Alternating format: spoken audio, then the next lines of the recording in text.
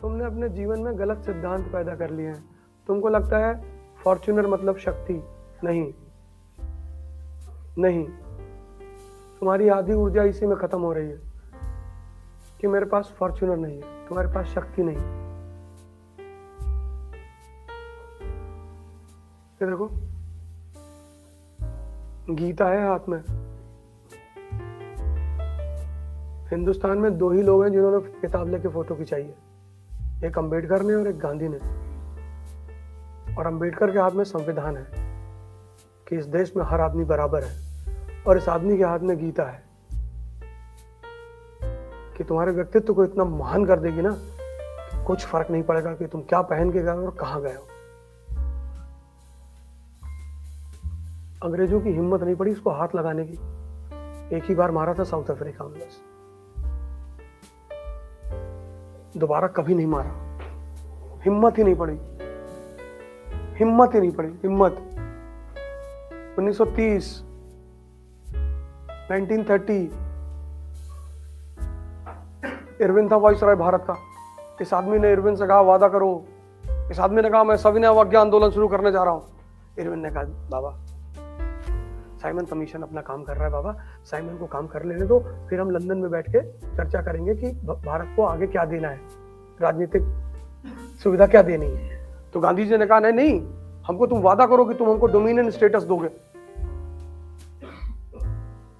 Irwin ने कहा बाबा हम वादा ना कर पाएंगे, हमारी औकात में नहीं है। उधर साइमन ने व्हाइट पेपर पेश कर दिया ब्रिटिश पार्लियामेंट में। कमीशन जब अपना काम पूरा करता है तो व्हाइट पेपर बनाता है। व्हाइट पेपर मतलब चर्चा के बिंदु। तो कमीशन ने व्हाइट पेपर दे दिया लंदन ब्रिटिश पार्लियामेंट में। उस व्हाइट पेपर में डोमिनियन स्टेटस कहीं था ही नहीं। अंबेडकर, मालवीय, जिन्ना सब लंदन में थे। अंग्रेजों ने इन लोगों को बुलाया, कहा तुम लोग, तुम्हारे पीछे जनता है? जिन्ना ने कहा हाँ मेरे पीछे 40% जनता है। मालवीय से पूछा, बोले 20% मेरे पीछे है। फिर जिन्ना अंबेडकर को बुलाया, बोला तुम्हारे पीछे? बोले साहब 10% हमारे पीछे भी। बोले 70% जनता के नेता तो लंदन में है, बाढ़ में जाए गांधी। बोले गांधी को बुलाना ही नहीं। पहले राउंड टेबल कॉन्फ्रेंस में गांधी को नहीं बुलाया। और इस आदमी ने इस देश में इतना बड़ा आंदोलन खड़ा कर दिया, नमक सत्याग्रह। पूरा भारत जलने लगा। ब्रिटिश पार्लियामेंट ने फोन किया हिंदुस्तान, इरविन को, कि अब ऐसा कहां हो रहा भैया। अंबेडकर को बुलाए, जिन्ना को बुलाए। बोले तुम लोग तो कह रहे थे कि 70% लोग तुम्हारे पीछे। बोले तुम तीनों को पैदल भेजेंगे इंडिया। तो मालवीय ने कहा कि सर इसीलिए हम इस आदमी को बाबा कहते हैं, पता नहीं कब कांड करते, पता ही नहीं। साबरमती से डांडी पैदल चल के गए, पैदल। एक से एक जवान निकले कि हम भी चलेंगे। 2 किलोमीटर में बेहोश हो गए। पैदल चल के गया लाठी लेकर, लाठी। तब वो गाना बना कि दे दी हमें आजादी बिना खड़क बिना ढाल। किसी को गोली मारना बहुत आसान है, किसी का विरोध करना आसान नहीं है। अभी यहाँ का एसपी आ जाए और कहेगा कोरोना में तुम लोग चलो बैठो, मारो पटक के लाठी सबको, हम सब उसके हाथ जोड़ लेंगे। साहब गलती हो गई साहब, ये फैजल पकड़ के लाए थे हमको दिल्ली।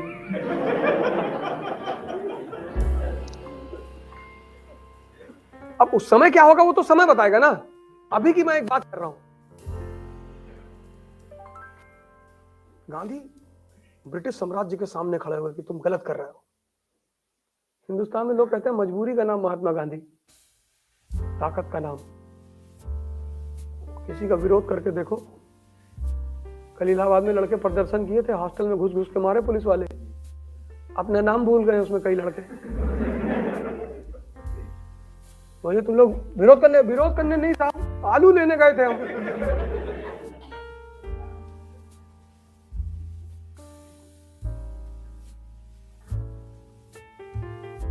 किसी की हिम्मत पड़ रही है सड़क पे आ जाए? किसी की हिम्मत देखो, किसी की, कोई भी किसी की हिम्मत नहीं पड़ रही बाबा के खिलाफ कुछ बोलने। बाबा संविधान क्या है? संविधान? बोले बाबा जी संविधान। बोले बाबा जी लखनऊ में प्रोटेस्ट कर, मारो इनको पटक। विकास दुबे अपने आप को सरेंडर कराए थे मंदिर में पब्लिक के सामने कि कम से कम हमारा इनकाउंटर नहीं होगा। हो गया। अरे वो बैठा के 4 बार गाड़ी पलटे सब। 450 एनकाउंटर हुआ था 1 साल में। विकास दुबे तो एक नाम है, 450 एनकाउंटर हुआ था। वो आदमी गद्दी पे बैठते कहा आज जितने लोगों का रिकॉर्ड है सबको मार डालो। साहब बोले मार डालो, बाद में बात करेंगे, 1 साल बाद बात करेंगे। जो जहां उठाया गया वही मारा गया। जरूरी भी था। बाबा भी देखो, नेचर क्या है ना, नेचुरल सिलेक्शन इसी को बोलते हैं। यूपी को चलाना सबके बस की बात नहीं है। 25 करोड़ पब्लिक है, जहां लिख दोगे यहां थूकना मना है वही थूकेंगे। इस प्रदेश को मनमोहन सिंह चला सकते हैं? कभी ना चला पाएंगे। इस प्रदेश को मनमोहन सिंह नहीं चला सकते। इस प्रदेश को सिर्फ और सिर्फ आदित्यनाथ चला सकते हैं। बाबा हाँ, ये गा गा बार बार कह रहा था, गा गा गाली देने वाला है, मार डालू।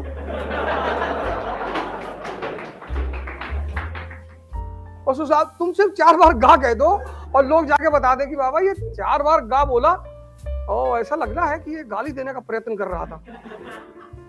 हाँ बोले तो ठीक है, इतना कौन सा सोचना।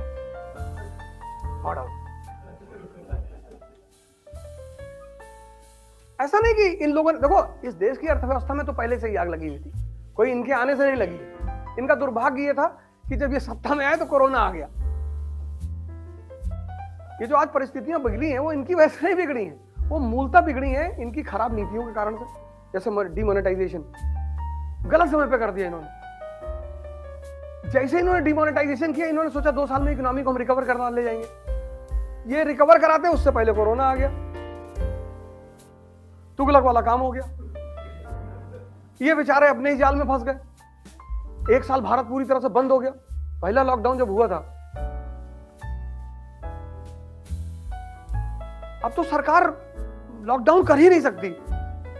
अब अगर सरकार लॉकडाउन कर देना पहला वाला, तो समझ लो सिविल वॉर शुरू हो जाएगा। लोग मार डालेंगे एक दूसरे को। खाने को नहीं। तुम्हारी लड़ाई में जो सबसे अहम चीज तुम्हारे जीवन भर काम आएगी वह तुम्हारा व्यक्तित्व। कोई ना, तुम्हारा माँ ना तुम्हारा बाप ना तुम्हारा टीचर, कोई नहीं। और व्यक्तित्व 2 चीजों को मिलकर बनता है, एक मन को एक शरीर को। तुम अपनी चॉइस से, अपनी, अब इन दोनों को शक्तिशाली कैसे बनाना है ये तुम डिसाइड करोगे। उसका सबसे सरल रास्ता है ध्यान और योग। मैं बार बार, तुमने कई सारी मेरे वीडियो में देखा होगा, मैंने कहा होगा तुम 3 जगह जाया करो बस, मंदिर, जिम और लाइब्रेरी।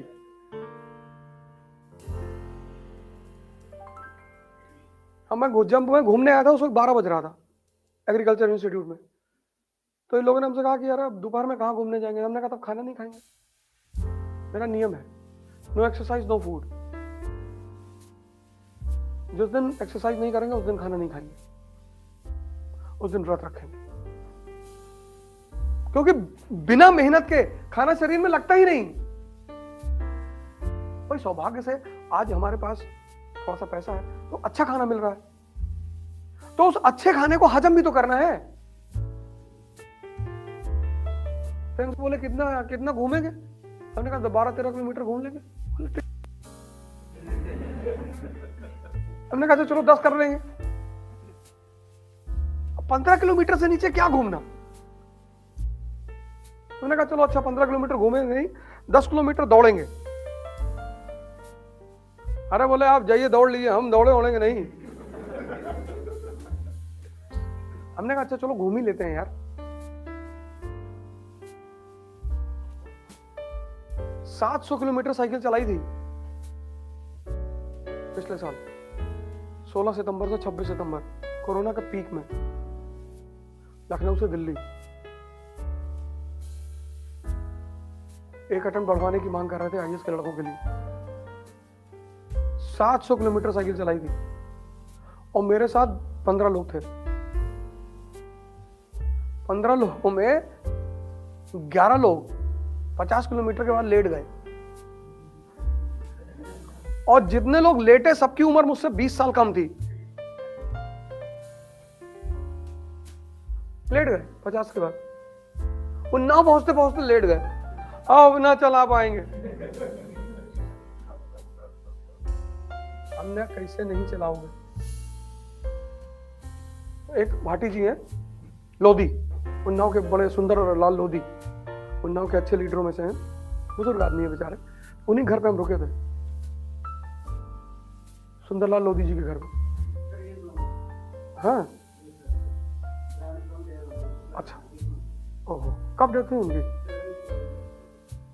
अच्छा, एजेड थे भी। हाँ हाँ हाँ, रोड से जैसे नीचे जाते हैं तो लेफ्ट हाइट साइड में उनका वो था मैरिज हॉल।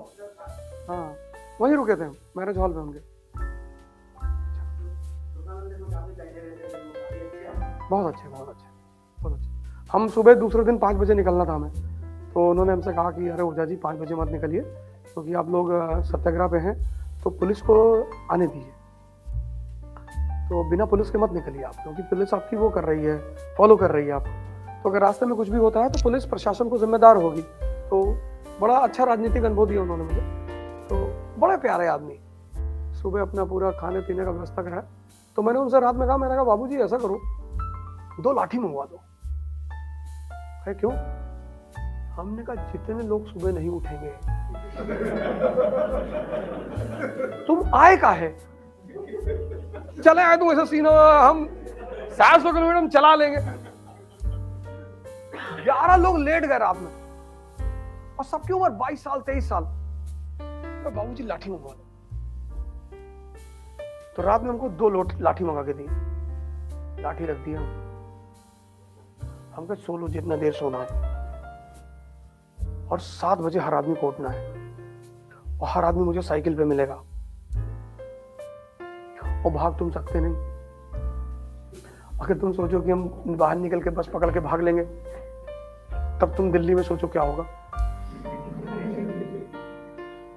फिर मैंने तुरंत उनसे बोला कि बाबूजी 2 नई भिजवा दीजिए। तो उन्होंने 2 नई भिजवाई, तो फिर सबको मालिश करवाया मैंने 12-1 बजे तक। फिर सुबह थोड़ा थोड़ा धीरे धीरे चला, क्योंकि हमें उन्नाव के बाद कानपुर, और कानपुर से औरैया रनिया आना था।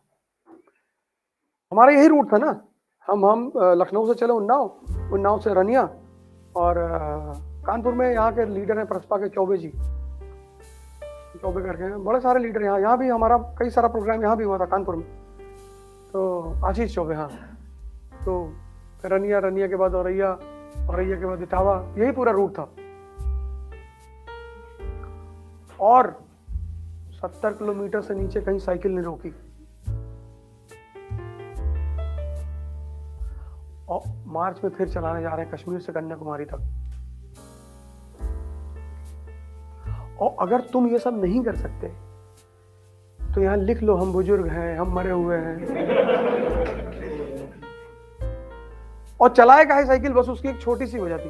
एक लड़का मुझसे मिलने आया, गुजरात का। हमसे कहा सर जितना आप बोलते हो ना उतना करके दिखा दोगे तो मान लें आपको। हमने कहा यार बात तो सही कह रहा है, क्योंकि उपदेश देना तो बहुत आसान है। हमने कहा ठीक है बेटा, मौका आने दो, क्या करें बताओ, गोली चलाएं?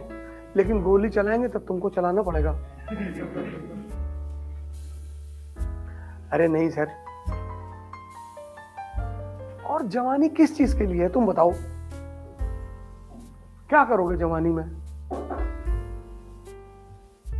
मेरे पास लोग आते हैं, सर हमारी गर्लफ्रेंड हमसे बात नहीं कर रही। हमने कहा हमारी वाली से कर लो।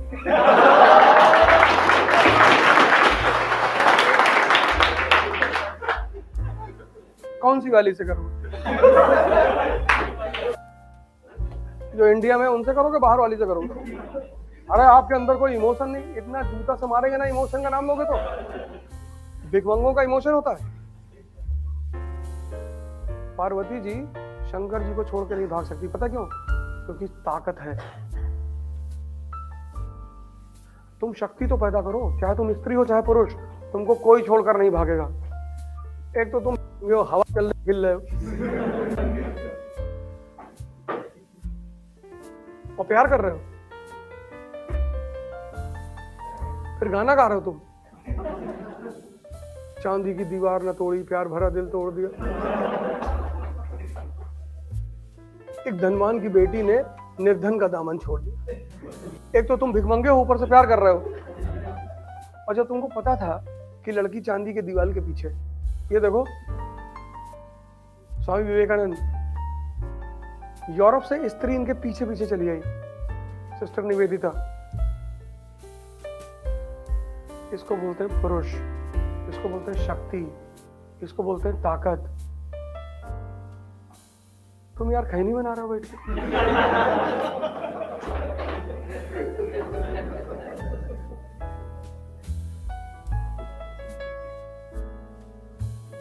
अय्याशी करो, अपने बाप के पैसे पे मत करो। उसका एक एक पैसा काम में लगाओ। तुम लोगों को पता नहीं होगा यार कि तुम्हारे माँ बाप कैसे पैसा कमा के तुमको दे रहे हैं। दुनिया का सबसे चैलेंजिंग काम है पैसा कमाना। मेरे एक दोस्त ने मुझसे 100 रुपया उधार मांगा था मैंने 2007 में, नहीं दिया। बाद में उन्होंने मुझे 2 लाख रुपए की घड़ी गिफ्ट में दी, कोई फायदा नहीं। मैंने उनका काम ही नहीं किया, नहीं करेंगे।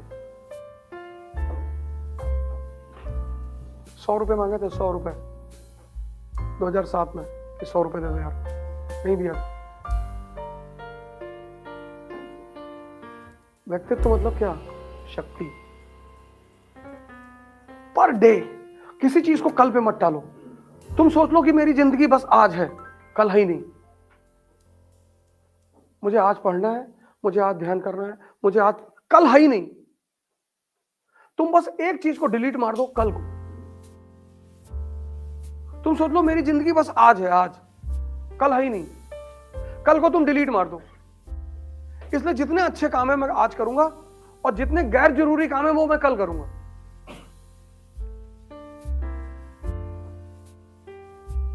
बड़ा प्यारा सूत्र है।